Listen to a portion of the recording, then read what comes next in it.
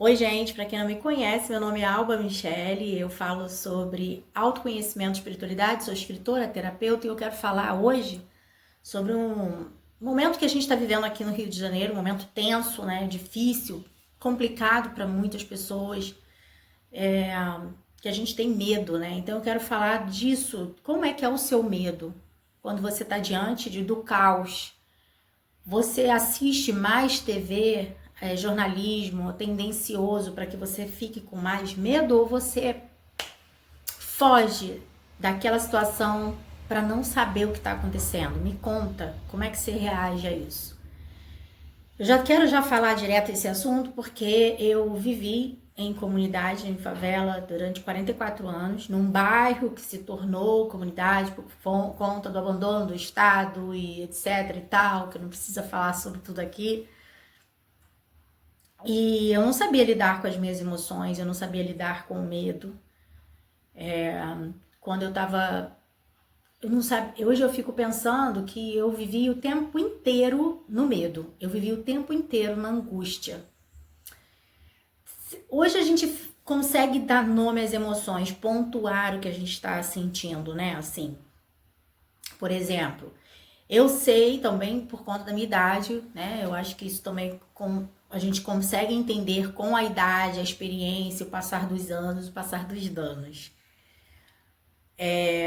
Mas não foi sempre assim, eu não sabia. Hoje eu sei dar nomes ao que estou sentindo. Eu tô triste, eu tô magoada, eu tô com raiva, eu tô com medo.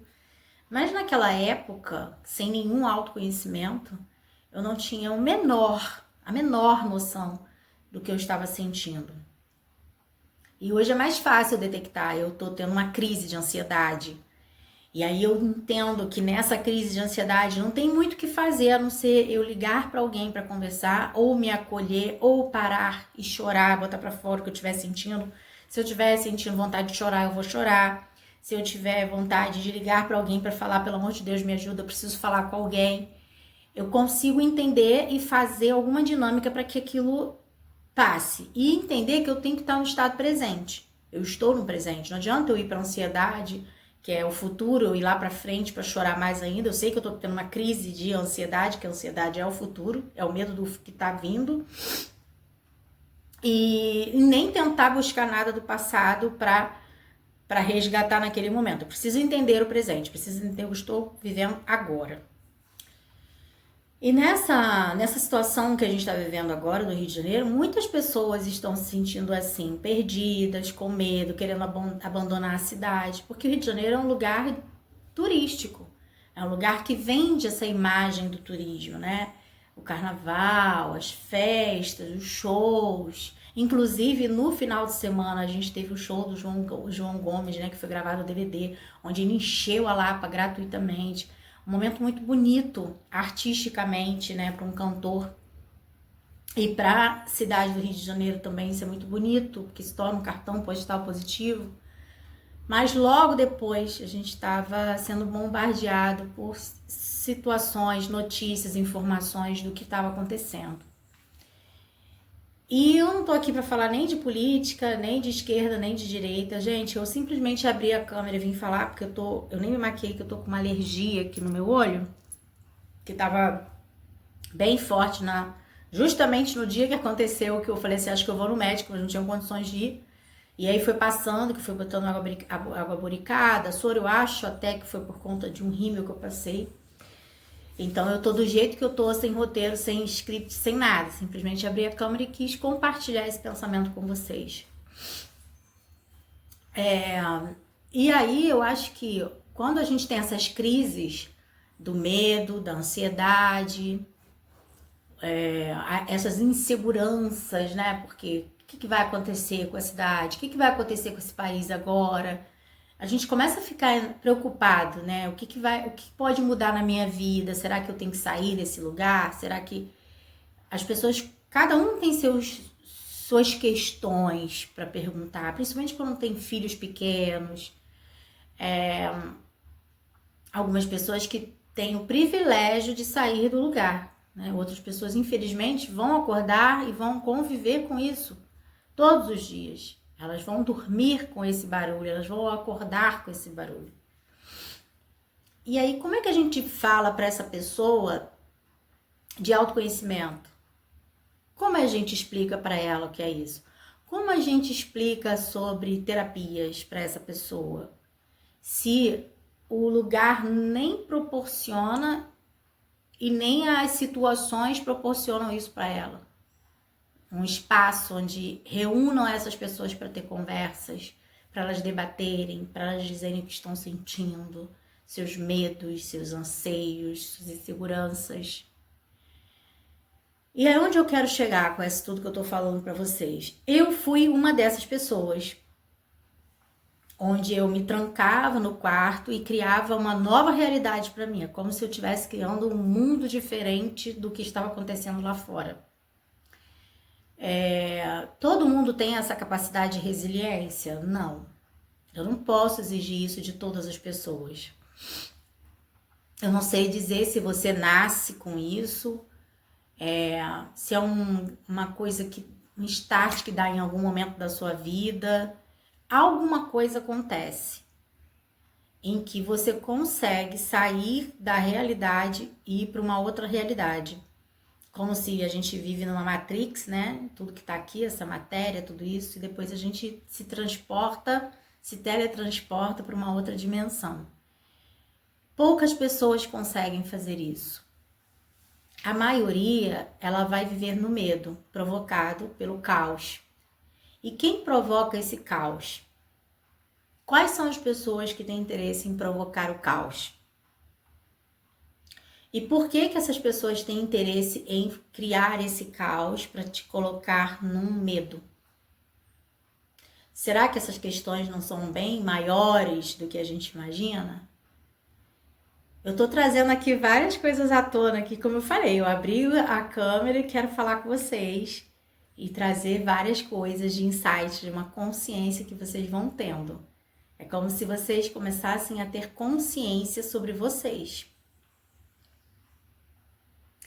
E aí, voltando do interesse do caos, voltando desse medo, dessa angústia, dessa segurança, né, de onde a gente cria a realidade, como essas pessoas podem falar sobre isso, eu vou falar da minha experiência, trazer a forma que deu. Foi o YouTube que me ajudou bastante, né? O YouTube, ele me trouxe muitas ferramentas onde eu me escondia dentro do quarto e criava uma historinha dentro da minha cabeça.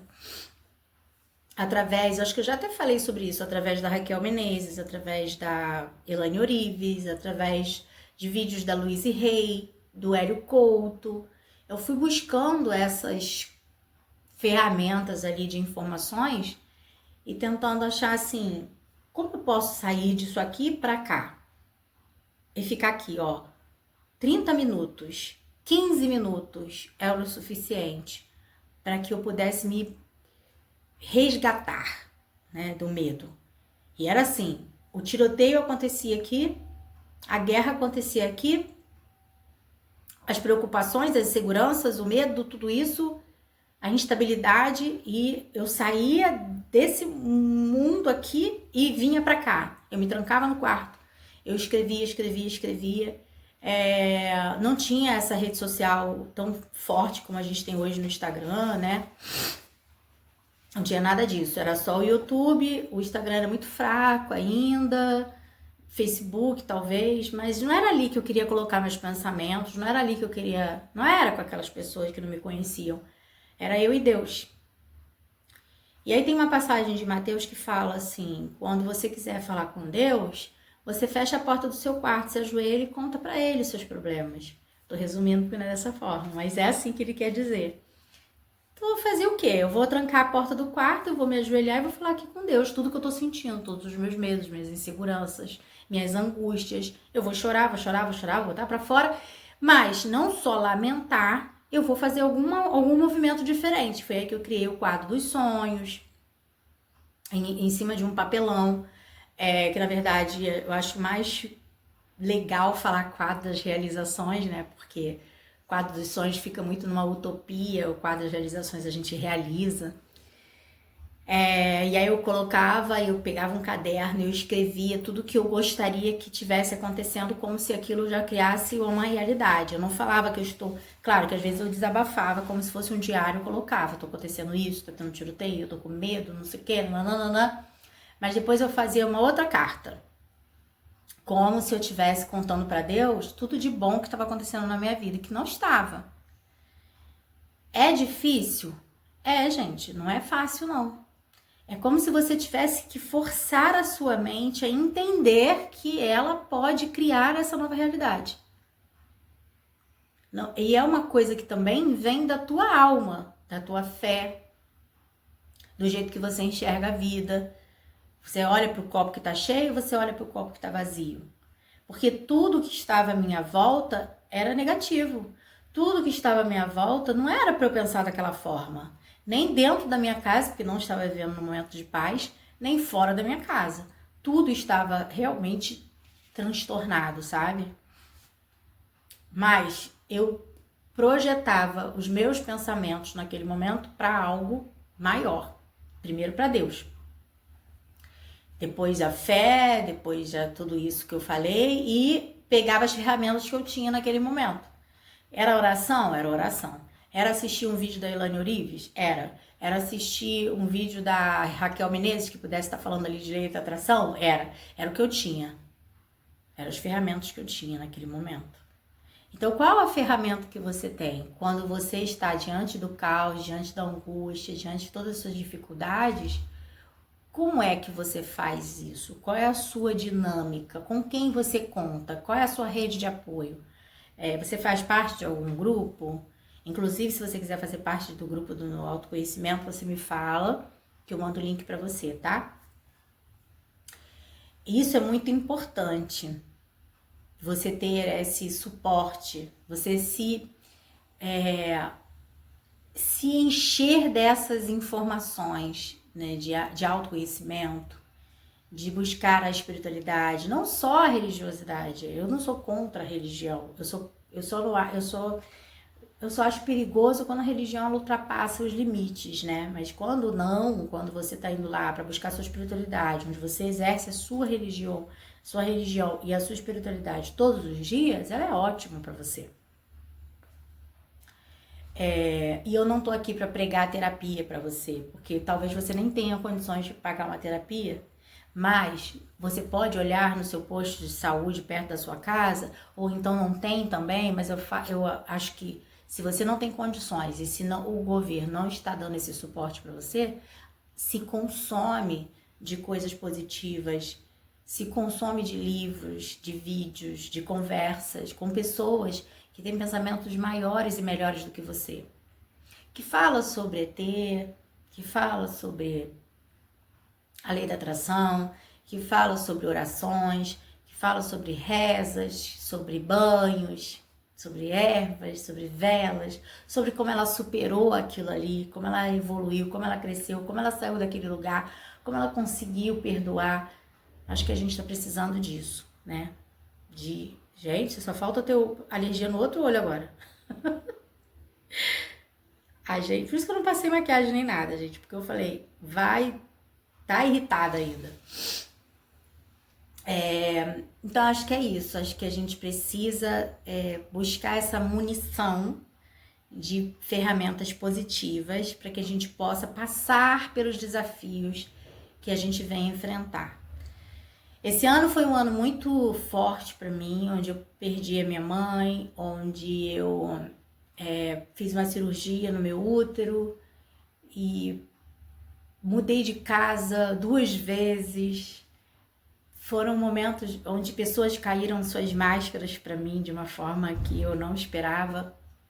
Foi um ano muito desafiador, mas foi um ano muito importante para mim também, de finalizações, de romper com algumas barreiras, de ultrapassar algumas coisas que eu não estava conseguindo ultrapassar. Então, acho que foi muito forte para mim, de uma certa forma, olhando. E é um ano 9, né? É um ano de finalizar, é um ano de zerar o game, para que a gente possa começar no 2026 no ano 1. No ano coletivo que a gente fala. No meu pessoal era o ano 2, que eu entrei no ano 3.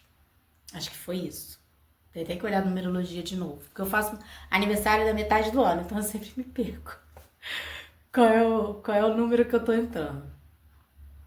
E é o ano que eu entrei pro YouTube para tentar fazer uma diferença aqui. Poucas pessoas olham os meus vídeos, eu ainda não tenho o alcance que eu gostaria. Eu tive de São Miguel Arcanjo, que foi muito poderoso, mas eu não tô muito importando assim com isso. Eu me importo se eu consigo falar alguma coisa para você que faça sentido, se eu agrego na sua vida de alguma forma, se isso aqui que eu tô falando vai melhorar o seu dia ou vai melhorar a sua noite para dormir, se vai trazer alguma reflexão para sua vida.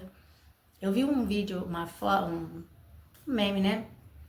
Na verdade era um textinho assim. Se eu tiver 3 fãs que prestam atenção no que eu falo e gostam do que eu falo, já tá bom. E é isso, acho que às vezes a gente está em busca de uma quantidade irrelevante, que nem se importa com o que você está falando. E eu tô muito mais atrás de uma qualidade, de poder falar para você algo e compartilhar com você algo e ter uma troca generosa e genuína entre a gente. É isso, eu quis só falar sobre os meus sentimentos, abrir o meu coração, compartilhar com vocês esse momento aqui que a gente está vivendo, de inseguranças, mas que a gente precisa continuar tendo fé, a caminhar, a olhar para algum lugar, encontrar um norte, né, de a gente não possa esmorecer com a nossa fé, não enfraquecer a nossa fé, que alguma coisa pode melhorar em algum momento, né? Mas que a gente precisa entrar num fluxo de egrégoras de luz, de oração, sim, porque o sistema ele já dividiu as pessoas. Só não estamos enxergando, mas nós já estamos divididos. E não tem o bem ou o mal. Tem um lugar que a gente precisa achar. E esse lugar precisa trazer, pelo menos, um pouco de esperança para a nossa vida. É isso. Um beijo, gente. Fiquem com Deus e até a próxima. Se cuida.